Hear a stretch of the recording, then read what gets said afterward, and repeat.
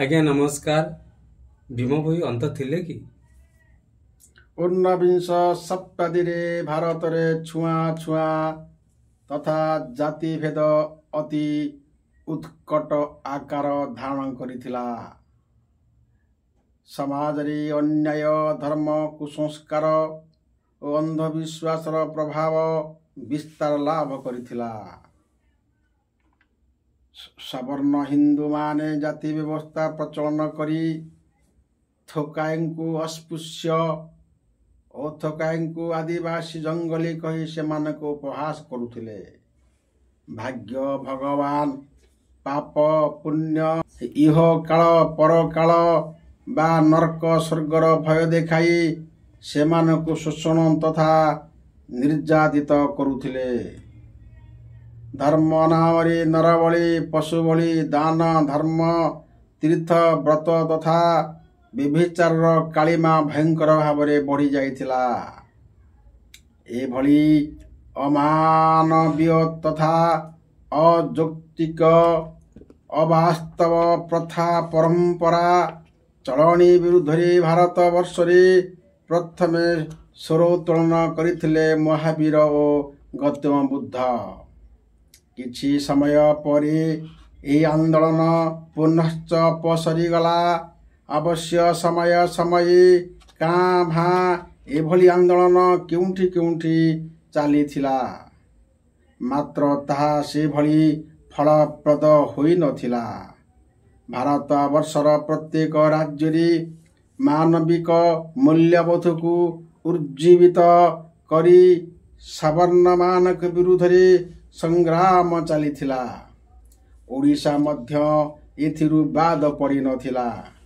ओडिशार अस्पृश्य तथा आदिवासी समाज को मानविकतार मूल्यबोध जणैबा सहित आत्माधिकार प्रदान करिबा पई जन्म नेथिले महान क्रांतिकारी संत कवि भीम भोई। से पिला बेलरू जाति भेद उच्च नीच आदि व्यवस्था को घोर विरोध करुथिले। ए जाति भेदर शिकार हेबा सहित एथिरु मुक्ति तथा समतापूर्ण भातृत्वपूर्ण समाजर परिकल्पना चिंता करुथिले। से देखिले उच्च वर्गर लोकमानक सहित कौनसी धर्मानुष्ठान रे असवर्ण लोक माने जोग दे पारु नाहंती। यह अत्यंत निंदनीय।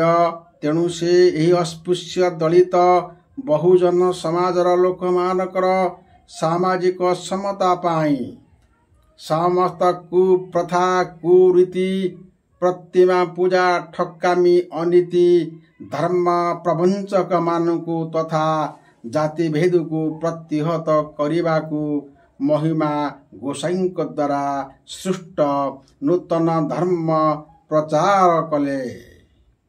ताहा थिला महिमा धर्म शून्य ब्रह्म उपासना।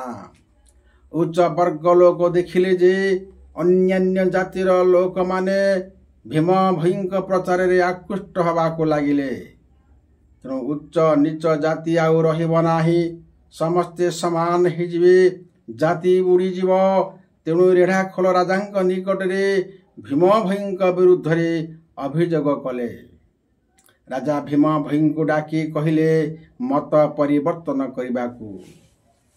भीम भई राजांक मत ग्रहण न करी कहिले राजार परजा नहुसी नाम्भे नु साहुर घातक जही गुरु नेबे तही जाऊ आम्भे केवा करू अटक काहार धीने नथा उठी आम्भे श्री गुरु अधीने थाऊ काहारी आज्ञा शिर परे न बहु गुरु आज्ञा हेले जाऊ। भीम भई किंतु राजांकर कथा को अमान्य करथिले। उच्च वर्गर लोक माने भीम भई की ପ୍ରତି ପଦକ୍ଷେପରେ ପ୍ରତିରୋଧ କରି ଅପମାନିତ କରି ଏବଂ ତାଙ୍କୁ ମାରିଦେବା ପାଇଁ ଅନେକ ବାର ଉଦ୍ୟମ କରି ମଧ୍ୟ ସେଥିରେ ସଫଳ ନ ହେବାରୁ ଅବଶେଷରେ ଜନ ସମାଜରେ ତାଙ୍କୁ ନିନ୍ଦିତ କରାଇବାକୁ ତାଙ୍କର ଚରିତ୍ର ସଂହାର କରିବାକୁ ଉଦ୍ୟମ କରିଥିଲେ। ପ୍ରଥମେ ସେମାନେ ତାଙ୍କୁ ଅନ୍ଧ ରୂପରେ ସାବ୍ୟସ୍ତ କଲେ। ସେମାନେ ଜନସାଧାରଣ ଲୋକଙ୍କୁ ଏକଥା କହିଥିଲେ ଯେ ଭୀମ ଭୋଇ ଅନ୍ଧ ଥିବାରୁ ଦେବା ଦେବୀ ଯାଗ ଯଜ୍ଞ ଜାତି ପ୍ରଥା ଧର୍ମାନୁଷ୍ଠାନ ତୀର୍ଥ ଦାନ ଧର୍ମକୁ ବିରୋଧ କରୁଛନ୍ତି।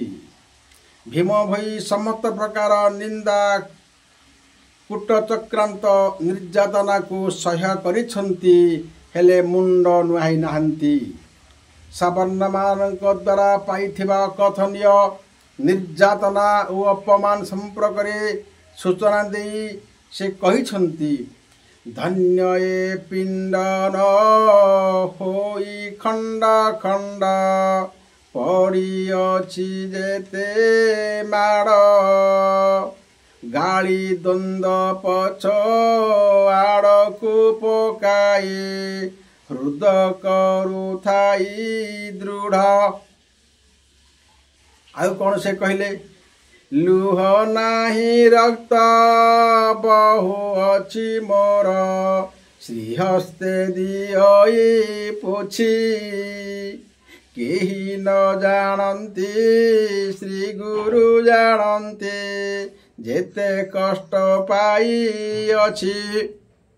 ଭୀମ ଭୋଇ ଅନ୍ଧ ନଥିଲେ, ସେ ଥିଲେ ସମାଜ ସଂସ୍କାରକ, ବିଦ୍ୱାନ, କ୍ରାନ୍ତିକାରୀ, କବି, ଲେଖକ ତଥା ବାସ୍ତବବାଦୀ ଦରଦୀ ମଣିଷ। ସେ ଥିଲେ ଅହିଂସାର ପ୍ରତୀକ। ସମଗ୍ର ଜୀବଜଗତରେ ଦୁଃଖ ଲାଘବ ପାଇଁ ସେ ସର୍ବଦା ତତ୍ପର ଥିଲେ। ସଂସାରରେ ପୂରି ରହିଥିବା ଦୁଃଖକୁ ଦେଖି ତାଙ୍କର ପ୍ରାଣ କାନ୍ଦି ଉଠୁଥିଲା। ସେ କହିଥିଲେ, ପ୍ରାଣୀଙ୍କ ଆରତ ଦୁଃଖ ପ୍ରମେତ, ଦେଖୁ ଦେଖୁ କେବା ସହୁ, ମୋ ଜୀବନ ପଛେ ନର୍କେ ପଡ଼ିଥାଉ, ଜଗତ ଉଦ୍ଧାର ହେଉ। ଭୀମ ଭୋଇ ଦୁଃଖରେ ଭାଙ୍ଗି ପଡ଼ୁଥିଲେ। ଭୀମ ଭୋଇ ଆଉ କ'ଣ କହିଲେ, ଏକ ଖଣ୍ଡ ହାଡ଼ ବୁନ୍ଦାଏ ରୋଧେର, ପୁଟେ ମାଉଁସ ଜାଣଏ,